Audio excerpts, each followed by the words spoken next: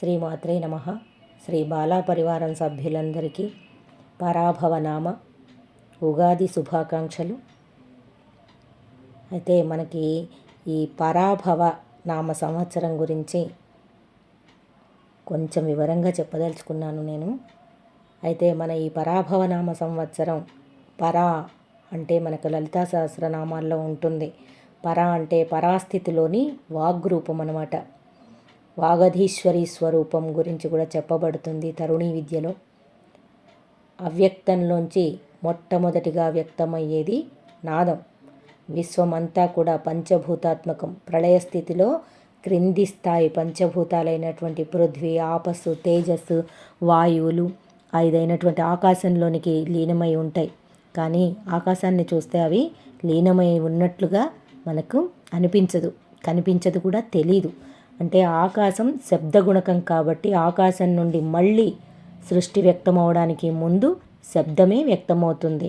అంటే వాంగ్మయ ప్రపంచంలో ముందుగా మనిషిలోంచి నాదరూపంలో శబ్దం ఉత్పన్నమై నిశ్వాసను అనుసరించి స్వరపేటికల మధ్య రాపిడికి గురి అవడంతో రేఫాన్ని కూడగట్టుకొని గొంతులోంచి నోటి ద్వారా శబ్దం అనేది వ్యక్తమవుతుంది. మనిషిలోంచి నాదం ఎలా వ్యక్తమవుతుందో పంచభూతాల్లో సూక్ష్మతమైనటువంటి ఆకాశంలోంచి నాదం అలాగే వ్యక్తమవుతుంది. అంటే అటు భౌతిక సృష్టికి ఇటు వాంగ్మయ సృష్టికి అవ్యక్తం నుండి మొట్టమొదట వ్యక్తమయ్యేది నాదం. బైబిల్లో కూడా జాన్ దర్శించినటువంటి సృష్టిపర జ్ఞాన సూత్రాలు కూడా ఇవే చెప్తున్నాయి.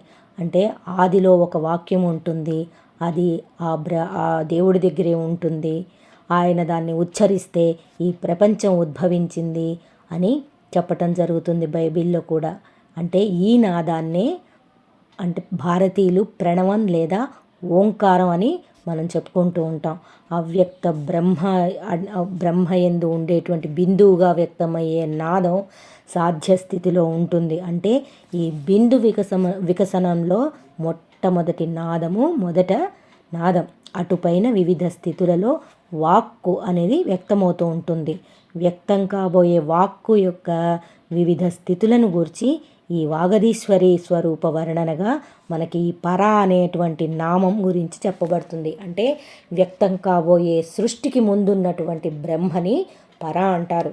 అలాగే వ్యక్తం కాబోయే వాక్కు ఉచ్చరింపబడడానికి ముందు బ్రహ్మగా అంటే ఉచ్చరించేవాడుగా ఉంటుంది.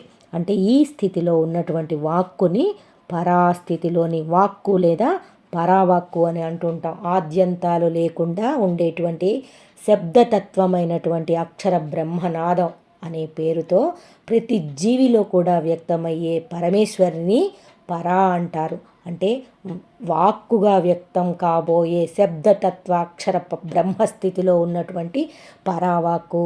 అలాంటిది ఈ ఉగాది, ఈ కొత్త సంవత్సరం పరాభవనామ సంవత్సరంగా చెప్పబడుతోంది. అయితే మనందరిలో కూడా అమ్మవారు ఉంది. అది వాక్కు రూపంలో మన వాక్కుని జాగ్రత్తగా ఉంచుకొని మనం అమ్మవారిని సేవించుకుందాం. అలాగే భవ అంటే ఈ మన లలితా సహస్రనామంలో ఉంటుంది భవారణ్య కుఠారిక.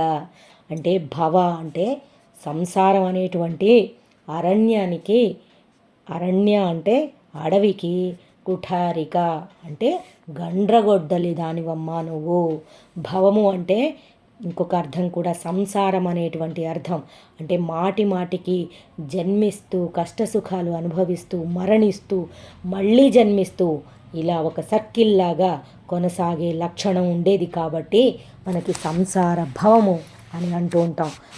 మనకిప్పుడు అరణ్యంలో ఉండేటువంటి చెట్లు చేమలకు కూడా ఇలా మాటికి పూడుతూ నరకం అనుభవిస్తూ చిగురిస్తూ క్షీణిస్తూ నశించిపోతూ మళ్ళీ మొలకెత్తుతూ పెరుగుతూ ఉండే లక్షణం అన్నమాట వాటికి ఉంటుంది. కాబట్టి సంసారానికి అరణ్యానికి ఉన్నటువంటి ఈ సమాన లక్షణాన్ని బట్టి ఈ నామంలో మనకి కూడా భవ అనే నామంలో ఆ సంసారాన్ని అరణ్యంతో పోలుస్తున్నారు. అంటే చిన్న కత్తులు గొడ్డళ్ళు అయితే ఈ అరణ్యాన్ని సమూలంగా నాశనం అనేది చేయలేం. గండ్రగొడ్డలి మాత్రమే సమూలంగా వినాశనం చేయగలుగుతుంది. కాబట్టి ఈ నామంలో మనకేంటంటే సంసారం అనే అరణ్యానికి అమ్మవారు గండ్రగొడ్డలి లాంటిది అని చెప్తున్నారు. అంటే సంసారంలో భౌతికమైన బంధం కన్నా మానసికమైనటువంటి బంధం ఇబ్బందుల్ని సృష్టిస్తూ ఉంటుంది. అంటే ఈ తెగవలసిన ఈ మానసిక బంధాన్ని భవబంధం అంటూ ఉంటాం. అంటే ఈ భవబంధ ఛేదనకు ఉపయోగించాల్సిన గొడ్డలి కూడా భౌతికమైనది కాకూడదు. అమ్మవారు సాక్షాత్తు జ్ఞానస్వరూపిణిగా చెప్పుకుంటున్నాం. అందుకని జ్ఞానం అనే గొడ్డలి అన్నమాట మనం చెప్పుకోవాలి. ఆ జ్ఞానం అనే గండ్రగొడ్డలితోటి మానసికమైనటువంటి చిక్కుల్ని, కష్టాలని, దుఃఖాలని విడదీసుకోవచ్చు. ఆవిడ వాటన్నిటినీ గండ్రగొడ్డలితో నరికివేస్తుంది, సమూలంగా నాశనం చేస్తుంది. కాబట్టి భవారణ్యానికి అమ్మవారు జ్ఞానకుఠారిక అనేటువంటిది. కాబట్టి ఈరోజు ఈ పరాభవనామ సంవత్సరంలో ఇంతటి గొప్ప శివపార్వతులు కలిసి ఉన్నటువంటి జన్మ సంబంధమైన సంసార సంబంధమైనటువంటి అరణ్యాన్ని ఛేదించేటువంటి జ్ఞానరూపమైనటువంటి గండ్రగొడ్డలి అని మనకు ఈ నామాల ద్వారా భవ అనే ఈ నామాల ద్వారా మనకు తెలుస్తుంది. సాక్షాత్తు ఆ పార్వతీ పరమేశ్వర్లే ఈ సంవత్సరం మనల్ని అనుగ్రహించడానికి ఈ రూపంలో ఈ పరాభవనామ సంవత్సరంలో మనల్ని అనుగ్రహిస్తున్నారు అని భావన చేయాలి. పార్వతీ పరమేశ్వర్లు ఇద్దరు వేరు కాదు. వాగర్ధావివ సంపృక్త వాగర్ధ ప్రతిపత్తయే జగతః పితరౌ వందే పార్వతీ పరమేశ్వరౌ సర్వమంగళ మాంగళ్యే శివే సర్వార్థ సాధికే శరణ్యే త్రయంబకే గౌరీదేవి నారాయణీ నమోస్తుతే.